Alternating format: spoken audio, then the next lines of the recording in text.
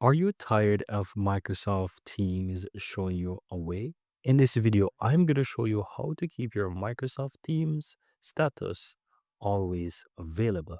So all you have to do, guys, is look for the Meet on the left hand side, or you can do that as well from your calendar. So if you're in your organization, you can do it from calendar and you can just simply do a new meeting. Once you do a new meeting, you will be able to start one right away. Another way is to just simple say meet now, and you can just go ahead and start the meeting, right? No, once you're inside the meeting, that's going to set your status to in a meeting, but I'm going to show you how you can change it afterwards. So you can do two ways: do it from your calendar, or you can do it from Meet and just simply do create a Meet link, and you can just say copy Meet link. Right now, once you do that, you can also go ahead and click on join, and you will open up the meeting right within Microsoft Teams.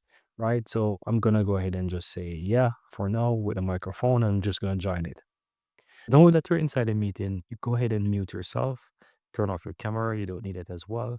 And what you can do is now you can now change your status, because if you look on the upper right, it shows that you're in a meeting.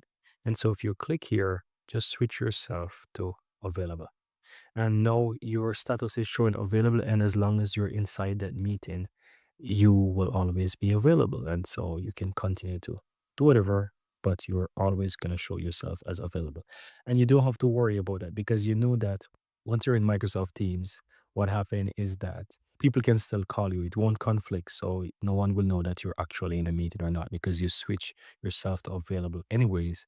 But in terms of your status, that's going to always keep you available.